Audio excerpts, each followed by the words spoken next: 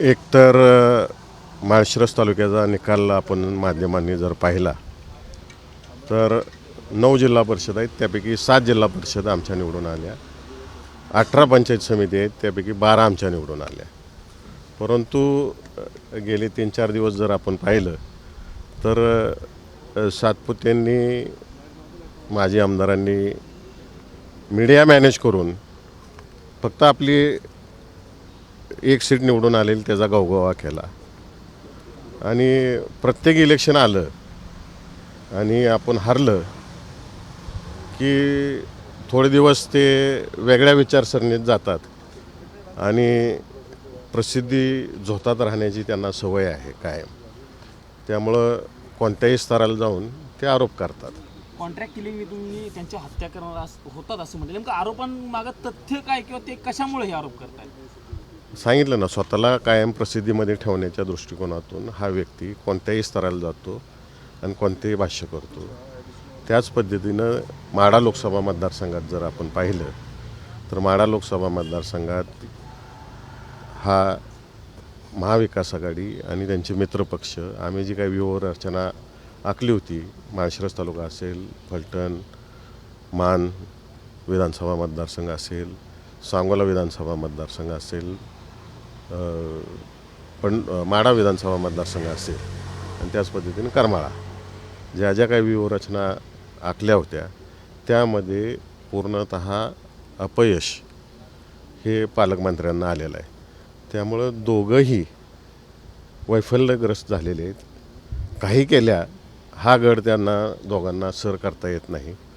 म्हणून लक्ष विचलित करणं, आपल्या कामापासून लक्ष विचलित करणं आणि एक दिशाहीन दिशेला लोकांना घेऊन जायचं, हे काम ह्या दोघांचं नेहमीचंच आहे. मुख्यमंत्री आणि पालकमंत्री जयकुमार गोरे यांनाही त्यांनी पत्र लिहिले आणि माझ्या जीवाला धोका आहे अशा पद्धतीचं पत्रात उल्लेख केला. माझ्या जीवाला धोका असं केलं. तेच सांगतोय तुम्हाला की इलेक्शनला हे सपाटून आपटतात दरवेळेस आणि आपटलं की त्यांच्या बुद्धीवर थोडे दिवस गंज चढतो, परिणाम होतो आणि मग काही आरोप करतात, कोणत्याही लेवलला जातात ते. मतदानाच्या दिवशी जल्लोषाच्या वेळी काही वादावादी झाली होती अशी काही नेमकं काय घडलं? चर्चा आहे की तिथं वादावादी झाली होती? त्याचं मतमोजणीच्या वेळेस माध्यमांच्या माध्यमातून मीही पाहिलं की मतमोजणीला सगळ्या पक्षांचे समर्थक एका जागेवर उभे असतात. वास्तविक पाहता पोलिसांनी हा कंट्रोल केला पाहिजे की 2 पक्षांची लोक एकत्र एका ठिकाणी न येता सुरक्षित अंतरावरती ठेवली पाहिजेत. परंतु मतमोजणीला तिथं सुरुवात होती आणि माजी आमदार राम सातपुते त्या ठिकाणी गेले, त्यांचे कार्यकर्ते जल्लोष करून, आणि तो व्हिडिओसुद्धा मी आपल्याला सगळ्यांना दाखवतो, या ठिकाणी तुम्हाला पाठवतो सगळ्यांना, की त्यांनी ज्या गुलाला गन्स असतात ते समोर आमचे उमेदवार माने म्हणून आहेत त्यांच्या तोंडावरती त्या ठिकाणी मारला आणि मग त्या ठिकाणी त्यांचे समर्थक संतप्त झाले. मोठा गोंधळ झाला असता, परंतु पोलिसांनी वेळेस हस्तक्षेप केल्यामुळं दोन्ही बाजूला काही झालं नाही. परंतु काळजीपूर्वी जर पोलिसांनी घेतली असती तर तोही अनर्थ टळला असता. म्हणजे कोणी कोणावरती स्वतः माजी आमदारांनी त्या कार्यकर्त्यांवरती गन्स हे केला. म्हणजे तुमचा आरोप आहे राम सातपुते कट कारस्थान नसून तुम्हाला बदनाम करण्याचा प्रयत्न करताय? ती सवयच आहे त्यांना, आम्हाला काही नवीन नाही आहे. कसं आहे, स्वतःला प्रसिद्धीत ठेवण्यात ते नेहमी माझ्यावरती, मोहिते पाटील परिवारावरती, उत्तम जानकर आमदारांवरती कोणत्याही लेवलला जातात आणि बोलतात. आम्हाला त्यांना काही फरक पडत नाही. आम्हाला फक्त जनतेची सेवा करणं हे दिसते. विधानसभा लोकसभा त्यांच्या हातात होत्या का असं काय? हो, होत्या. मी त्याचे व्हिडिओज तुम्हाला शेअर करतो सगळ्यांना. लोकसभा आणि विधानसभा निवडणुकीतील पराभवामुळे आणि आता मिळालेल्या एका विजयामुळे तुम्ही जसं म्हणता एकच विजय त्यांना मिळाला, त्याच्यामुळे हे सगळे आरोप सुरू आहेत. वैफल्यग्रस्त झालेले आहेत ते.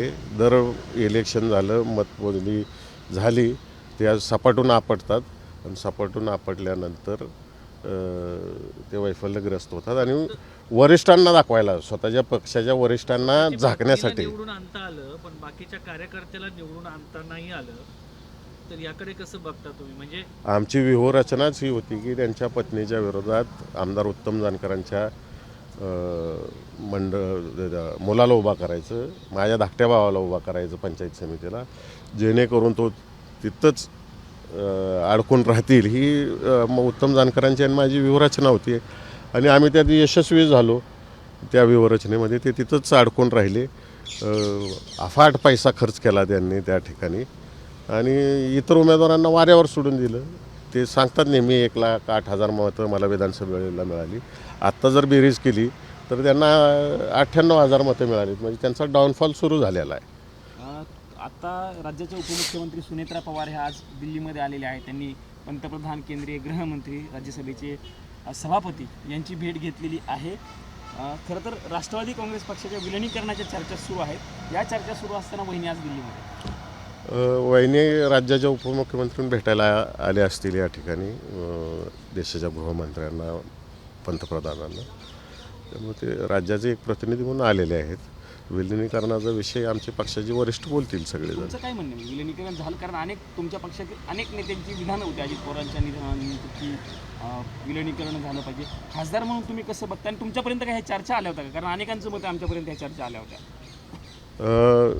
बैठक झाली हे आम्हालाही माहिती आहे, परंतु खासदारांची आमची सगळ्यांची मतं अजून घेतलेली नाही आहेत पक्षाने. ज्यावेळेस घेतील तेव्हा आमची वैयक्तिक मतं तुमच्यापर्यंत मांडू. हा विषय पोहोचलेला नाही आहे खासदारांपर्यंत? वैयक्तिक आमचं पक्षाच्या वरिष्ठांशी बोलणं झालेलं नाही. ज्यावेळेस बोलवतील, मतं आजमावून घेतील, त्यावेळेस आम्ही बोलू त्याच्यावर. देश विदेशातील प्रत्येक घडामोडींचे लाईव्ह अपडेट मिळवण्यासाठी आता साम टीव्हीच्या सर्व सोशल मीडिया प्लॅटफॉर्मला लाईक, फॉलो आणि सबस्क्राईब करा. तसंच सर्व नोटिफिकेशनसाठी बेल आयकॉन प्रेस करायला विसरू नका.